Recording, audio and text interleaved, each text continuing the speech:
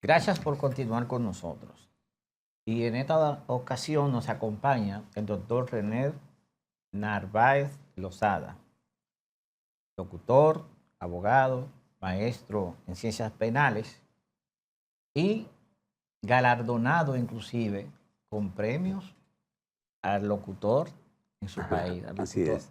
Y se encuentra en nuestro país invitado por la Oficina de Defensoría del Pueblo en la presencia en la persona de Darío Nin, defensor adjunto, y está en el país impartiendo charlas, Marino, de el costo de la democracia. Un tema ampliamente interesante, porque en realidad tanto nuestro país como la mayoría de América Latina no valora el costo de la democracia precisamente. Y creo que sería de gran utilidad.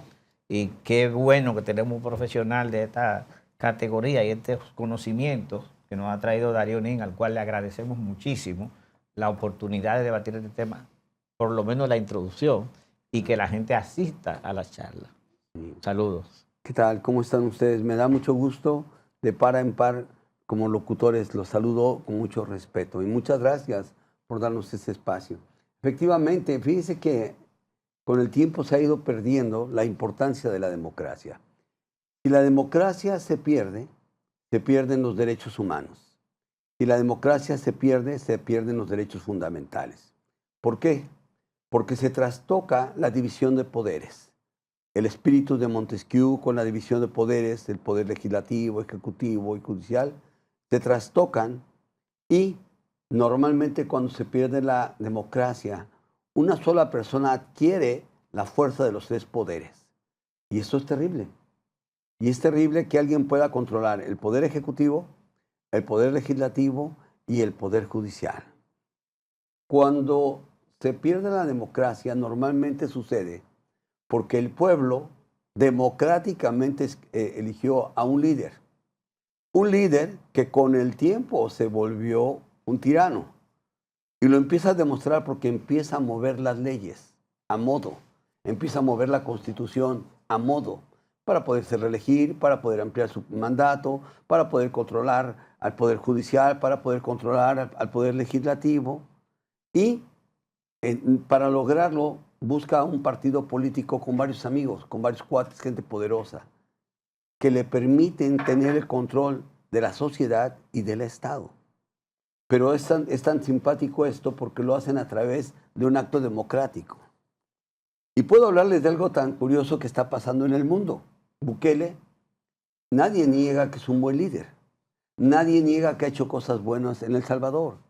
Pero ¿qué pasa cuando tú tienes el poder y te enamoras del poder? Ya no lo quieres soltar.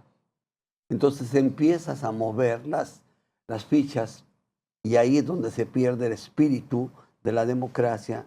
Y los líderes que pudieran haber sido buenos terminan siendo unos tiranos.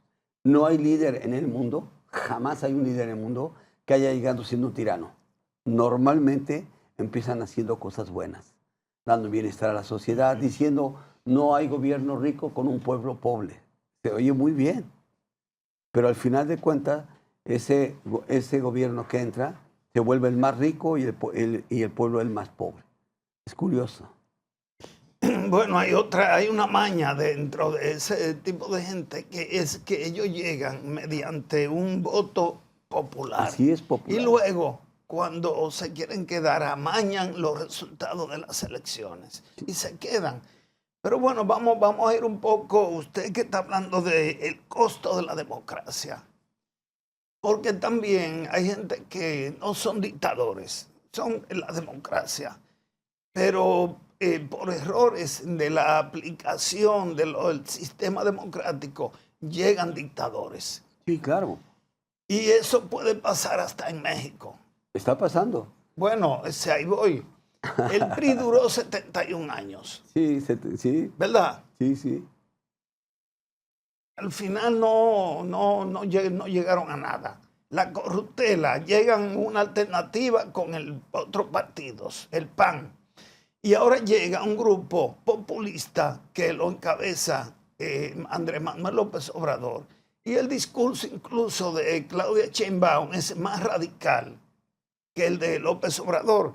Y aparentemente se van a alternar o van a modificar la Constitución para quedarse ahí de por vida. ¿Cuál es su visión sobre eso? Ya lo hicieron. Le comento cuál es el problema. Andrés Manuel López Obrador, durante sus 6 años de gestión, buscó prolongar su mandato.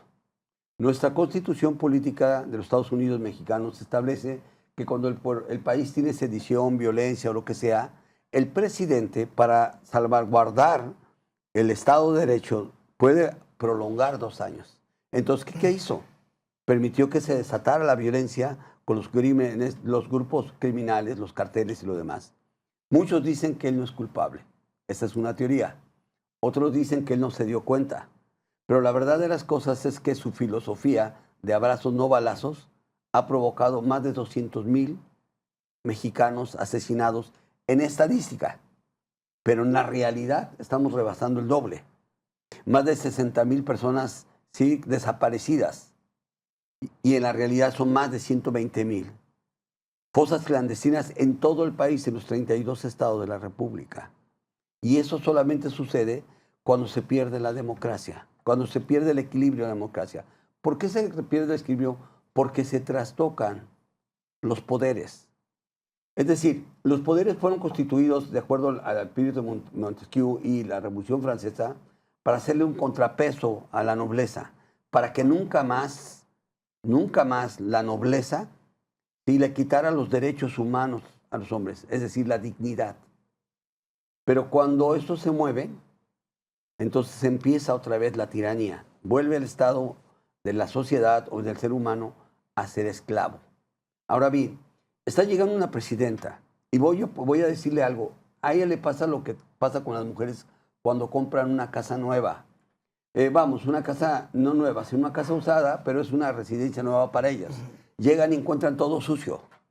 ¿Por dónde empieza la limpieza? Por la sala, la comedor, la recámara, la cocina, el baño. En mi caso, mi esposa un día me enseñó cuando teníamos la necesidad de cambiarnos, llegó y empezó a lavar el baño y la cocina. Y yo le dije, ¿pero por qué esto? ¿Por qué no los cuartos? Porque en los baños no van a entrar los niños sucio. Y la cocina no voy a hacer de comer si está sucio. Me explicó, entonces tienes que limpiar la casa. La presidenta ahorita llega y se encuentra con que todo estaba bien, pero a la mera hora, cuando levantas la cobija, te encuentras que todo está mal. Y viene Donald Trump con su gobierno y nos dice, ¿qué crees? Mi servicio de inteligencia dice que tus políticos están involucrados con los carteles. ¿Qué crees? Que tus funcionarios están involucrados con eso. Y empieza a salir toda la corrupción de un sistema político que una sola persona no lo puede cambiar. Entonces, el discurso del maestro, el discurso del Mesías, el discurso del gurú de Macuspana se cae, porque estaba en una falacia, estaba sustentado en un sueño de su mundo irreal. Cuando alguien le decía, oiga, es que está pasando esto, yo tengo otros datos. Oiga, es que mire, fulano de tal está haciendo cosas malas, que me presenten pruebas, que hagan su denuncia. ¿Y sabe qué pasaba a la gente que te denunciado? A todos esos defensores de derechos humanos, a todos esos defensores de la ecología, los han matado, los han secuestrado. Yo fui víctima de secuestro. Fui y denuncié la desaparición forzada. Cuando es desaparición forzada es porque el Estado interviene sobre un particular. Le entregué al fiscal general de justicia, procurador general de justicia de Baja California Sur, la situación del joven. Le entregué los videos donde los policías lo estaban sacando, donde los policías lo llevaban en tren suburbano. ¿Y sabe qué pasó? De La Paz a Los Cabos, 200 kilómetros que me regresé y me fui al hotel, son aproximadamente 2 horas y media. Cené y 2 horas después me estaban secuestrando en el hotel. Si ese no es un crimen de lesa humanidad, Claro. si eso no es que se perdió el Estado de Derecho, si eso no es que se perdió la democracia, entonces ¿qué es? Tengo 220 y tantos o 40 compañeros periodistas asesinados, entre periodistas, locutores, sin contar comunicadores y youtubers, porque hoy también cuentan ellos como hermanos de la comunicación. Tenemos más de 60 desaparecidos de nuestro gremio. Reporteros 2025, que es el grupo que yo formo parte de ellos, denunciamos públicamente afuera de la Cámara de Senadores lo que estaba pasando. No nos interesa meter en violencia al país, nos interesa que las cosas cambien. Y me gusta haber venido a la República Dominicana porque ustedes estaban en paz. Y esto que nos pasó a nosotros no debe de pasar con ustedes. El mensaje aquí es, no pierdan la democracia, no pierdan el equilibrio de los poderes, no dejen que se trastoque la Constitución. ¿Sabía usted, por ejemplo, que la ley de amparo en México, ¿sí?, ya no respeta la suspensión provisional? El acto de suspensión provisional era cuando quejoso decía, me está pasando un problema con el Estado, un acto violento, deténlo mientras tú resuelves, mientras estudia mi caso, si es constitucional, inconstitucional. Hoy en día no. Hoy tú metes tu amparo y el acto de molestia sigue. Ya no hay suspensión provisional. Te trastocó la protección que el habeas corpus en la cultura anglosajona tiene y que nosotros en el mundo hispano junto con ustedes lo tenemos en nuestra Constitución. Entonces, no es posible que se hayan trastocado los derechos humanos, las garantías individuales y los derechos fundamentales. Eso no es posible. ¿Cómo debe organizarse la población para protegerse de esa pérdida de la democracia cuando la democracia está soportada en un sistema político que está corrompido? Tenemos un grave problema. La sociedad se mueve por interés. Juan Jacob Rousseau decía, el niño por naturaleza es buena, pero la sociedad lo corrompe.